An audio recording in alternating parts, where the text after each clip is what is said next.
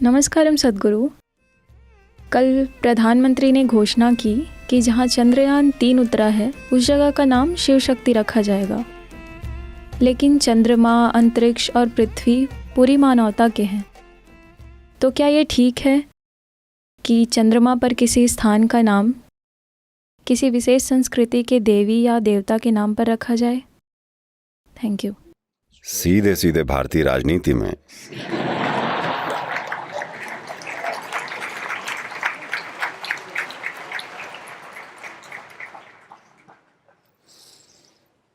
Apollo, Luna, Saturn, Mercury, Neptune, Venus.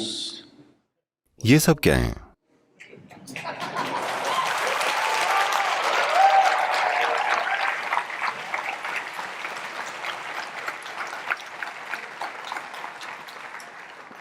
ये सभी यूनानी देवी देवता हैं। क्या इसका मतलब है कि ग्रहों का सिस्टम यूनानियों का है? कम से कम हमने वहां लैंड तो किया।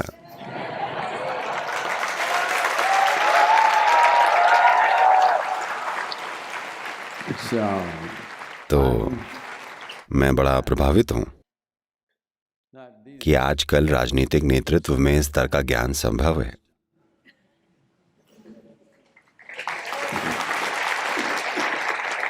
लेकिन सबसे पहले आपको यह समझने की जरूरत है कि शिव शक्ति किसी देवी और देवता के नाम नहीं है। हम दो मूलभूत शक्तियों की बात कर रहे हैं, घड़ी की दिशा में, घड़ी की विपरीत दिशा में, पुरुष गुण, स्त्री गुण।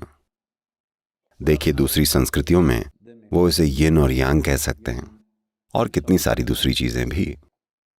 सूर्य और चंद्रमा, ईड़ा और पिंगला। विज्ञान और आध्यात्म विज्ञान दोनों के कई सारे पहलू हैं जिस पर हम चर्चा कर सकते हैं। लेकिन वो महत्वपूर्ण बात जो आपको समझने की जरूरत है वो ये कि इस सृष्टि में सभी भौतिक अभिव्यक्तियां दो ध्रुवों के बीच घटित होती हैं। इसमें संदेह की कोई गुंजाइश ही नहीं है। ये चीज उस सभ्यता से नहीं आई है जिसे हम भारत कहते हैं।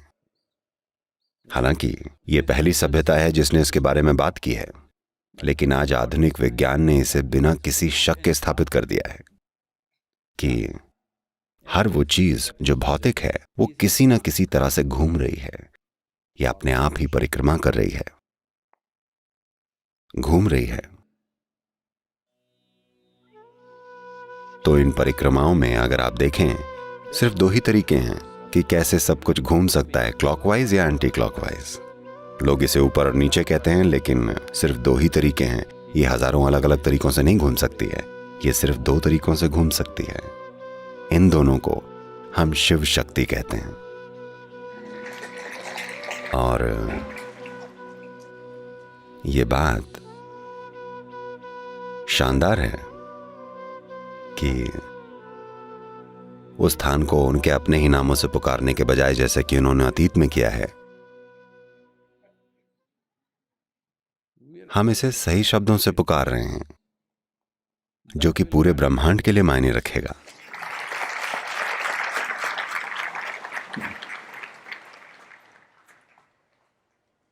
Understanding this and experiencing this within ourselves is the fundamental aspect of yoga.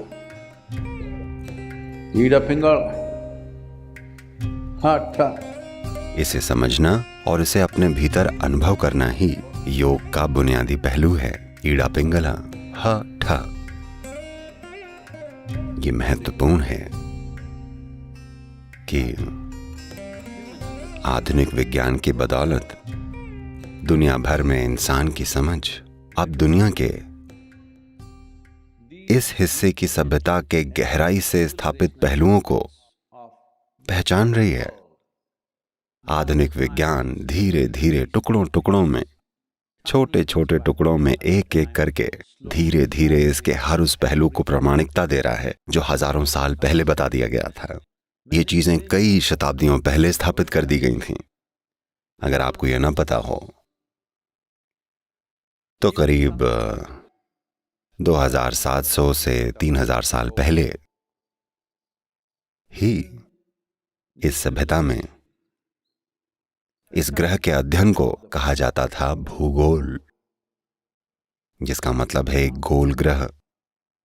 जब दुनिया में हर कोई बहस कर रहा था कि ये चपटी है या गोल, यहां यह अच्छे से स्थापित था। ऐसी प्राचीन आकृतियां और तस्वीरें हैं जहां यह दिखाया गया है कि पृथ्वी ग्रह एक गोल गेंद यानी ग्लोब कछुए की पीठ पर रखा है और सूरज के चारों ओर घूम रहा है, जहां बाकी की दुनिया के शास्त्र, दुनिया के धर्म, दुनिया की संस्कृतियां और दुनिया की अज्ञानता ये कहती जा रही थीं कि पृथ्वी ब्रह्मांड का केंद्र है। यहां बहुत स्पष्ट रूप से हमने दर्शाया है कि पृथ्वी सूर्य के चारों ओर घूम रही है। और कछुए की पीठ क्यों? क्योंकि कछुआ अपने आप अपनी गति नहीं बढ़ा सकता, यह एक नियमित गति से चल रहा है। इसलिए ग्रह तेज या धीमा नहीं हो रहा है, यह एक नियमित गति से चल रहा है। इसीलिए हमारा जीवन संतुलित है। मैं आपको ऐसी बहुत सारी चीजें बता सकता हूं, लेकिन हम इसे यहीं छोड़ते हैं। लेकिन यह वाकई अद्भुत है कि चंद्रमा पर एक जगह है। हम उस जगह को देख नहीं सकते, ये दक्षिणी छोर पर है। चंद्रमा पर एक स्थान है जो शिव शक्ति है। तो अब क्योंकि मैंने अपने हाथों को जोड़ा है और सद्गुरु शिव और शक्ति को प्रणाम कर रहे हैं, क्या वो लिंग भैरवी है? मैं अस्तित्व की सच्चाई के सामने नतमस्तक हूं, क्योंकि यही वो कमबख्त चीज है जो हमारे जीवन में मायने रखती है। इसकी सच्चाई क्या है? हर चीज की सच्चाई क्या है? सिर्फ यही तो मायने रखता है। वो सब कुछ जो आप अपने दिमाग में बनाते हैं उसका कोई मतलब नहीं है। वो आपके साथ ही मर जाता है या ये आपको मार डालता है। अगर आपने अपनी अज्ञानता को जल्दी ही नहीं मारा तो ये आपको कई तरीकों से मारती है, या कम से कम ये आपके साथ मर जाती है। जो सत्य है वो जीवित रहता है, चाहे हम मौजूद हों या हम मौजूद ना हों। तो जिसे हम शिव शक्ति कहते हैं, हम लोग इसे ए भी बुलाएं। हम धर्मनिरपेक्ष बनकर इसे ए भी क्यों नहीं बुला सकते? आप चाहें तो बुला सकते हैं। हेलो, अगर आप चाहें तो आप इसे ए भी कह सकते हैं, अगर यही आपकी पसंद है। लेकिन मानव जीवन केवल तथ्यात्मक सत्य पर नहीं चल सकता है। मानव जीवन को कलात्मक समझ की जरूरत है। हेलो, केवल तथ्यात्मक सच्चाई पर आप होते कौन हैं? आप किस लायक हैं? मैं पूछ रहा हूं। ये कलात्मक समझ है कि आप कैसे बैठते हैं, कैसा महसूस करते हैं, कैसे बोलते हैं, आप क्या करते हैं। ये आपकी कलात्मक समझ है जो मायने रखती है। आपकी सच्चाई क्या है? आप बस एक अदना सा जीवन है जो उगता है और नष्ट हो जाता है। यही इकलौती जीवन की सच्चाई है। आप जो कई सारी चीजें हैं, उसकी कलात्मकता यही छोटी छोटी चीजें हैं जो मायने रखती हैं। तो आप इसे ए भी कह सकते हैं। तब कोई पूछेगा इंग्लिश भाषा में क्यों? हम इसे आ क्यों नहीं बुला सकते? मैं कह रहा हूं ये एक मूर्खतापूर्ण तर्क है, लेकिन राजनीतिक रूप से इसमें दम है। तो मुझे आश्चर्य है कि ये चीज कहां से निकल कर आ गई। तो शिव शक्ति जितनी गहरी आपकी शिव शक्ति को लेकर समझ होगी, उतना ही गहरा शिव शक्ति के साथ आपका सामंजस्य भी होगा। आप शिव शक्ति के साथ जितने ज्यादा तालमेल में होंगे, आपके शरीर की ये दो आवर्तन यानी क्लॉकवाइज और एंटी क्लॉकवाइज यानी सिस्टम के अंदर के ईड़ा पिंगला, जितना ज्यादा इन दोनों में संतुलन होगा, आप उतने ही ज्यादा विवेकशील बनेंगे, उतने ही कम अशांत होंगे और आप ऊंचे स्तर का बोध कर पाएंगे। हम यहां बोध के बारे में क्यों बात कर रहे हैं? चंद्रमा और बोध बहुत जुड़े हुए हैं। चंद्रमा और हमारा जन्म बहुत जुड़ा हुआ है। शिव को या आदि योगी को क्यों चंद्रमा के साथ दिखाया गया है? वे सोमशेखर क्यों हैं? और कमाल की बात है कि इसरो के अध्यक्ष सोमनाथ हैं।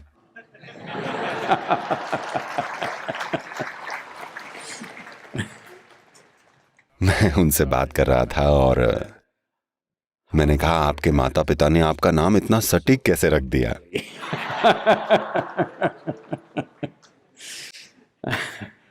और उन्होंने कहा, सतगुरु ये तो भगवान शिव का नाम है, ये मैं नहीं हूं। ये होती है विनम्रता। ज्ञान के साथ लोग अभिमानी हो जाते हैं, लेकिन ये उन लोगों का एक ग्रुप है जिनसे मैं पिछले कुछ समय से बातचीत करता आ रहा हूं। अगर आपको सच में एक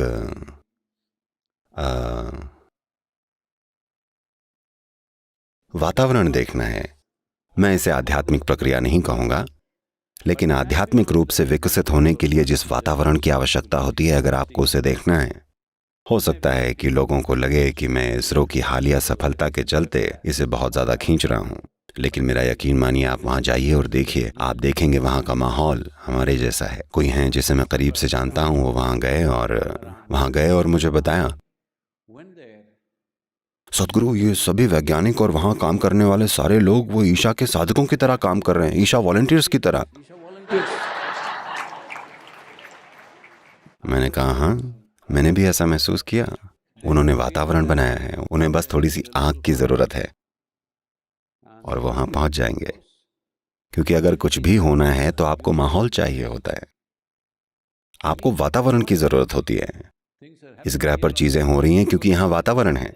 चंद्रमा पर ज्यादा कुछ नहीं हो रहा है क्योंकि वहां कोई वातावरण नहीं है। आप इसे समझिएगा, यहां एक अच्छा वातावरण है जिसने आपको थाम के रखा है, जैसे आपको अपनी मां के गर्भ में रखा गया था।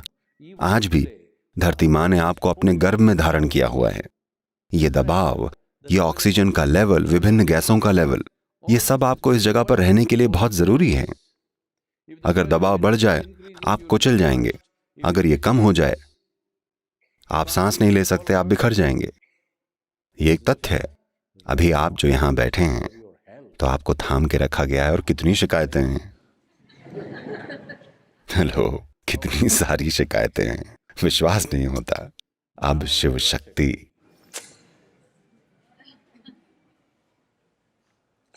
ये बहुत महत्वपूर्ण है, क्योंकि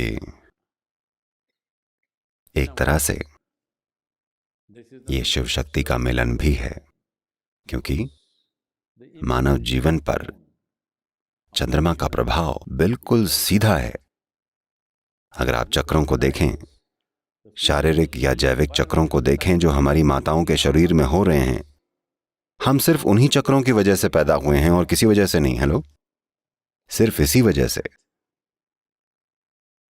और ये 27.3 या 4 दिन जिनमें चंद्रमा अपना एक चक्र पूरा करता है, और ये मानव शरीर विज्ञान एक ही गति से चलते हैं। यही कारण है कि आदि योगी ने बहुत पहले कहा था कि मनुष्य शारीरिक रूप से क्रमिक विकास के शिखर पर पहुंच गया है। यहां से आगे वो शारीरिक रूप से विकास नहीं कर सकते, वो केवल चेतना के स्तर पर विकसित हो सकते हैं, वो शारीरिक रूप से विकसित नहीं हो सकते। यानी कि आपके सींग नहीं उगने वाले, या आपको वो सब नहीं मिलेगा जो आप सोच रहे हैं कि आपको मिलना चाहिए। आपको वो नहीं मिलेगा, क्योंकि जैविक विकास इस ग्रह पर अपने चरम पर आ गया है। लेकिन अगर आप दूसरे ग्रह पर जाकर रहें, तो हमें नहीं पता है शरीर का क्या होगा। ये बढ़ सकता है, ये कम हो सकता है, कुछ भी हो सकता है, या ये वहां जीवित रहने के लायक ही ना हो, हम नहीं जानते। लेकिन ये शरीर इस ग्रह पर पैदा हुआ था और यहीं की सामग्री से पैदा हुआ था। जब हम सामग्री कहते हैं तो ये सिर्फ पृथ्वी नहीं है, भाप, पानी, गैसें, सब कुछ इसमें शामिल है। इसको बनाने में ये सब कुछ शामिल है। तो इस ग्रह पर ये शिखर पर पहुंच गया है। तो कई मायनों में चंद्रमा यही दर्शाता है। यही कारण है कि वो सोमशेखर हैं या सोमनाथ हैं। और बोध के मामले में और विकास के शिखर पर पहुंचने के मामले में ये एक महत्वपूर्ण पहचान है। और उस स्थान पर या स्पॉट पर जहां ये लूनर या चंद्रयान 3 उतरा है, वो शिव शक्ति है। मुझे लगता है कि ये बहुत ही गहरी समझ की बात है। और मैं एक बार फिर ये कहना चाहूंगा, ये असाधारण है कि राजनीतिक नेतृत्व जागरूकता के इस स्तर पर ऊंचा उठ रहा है।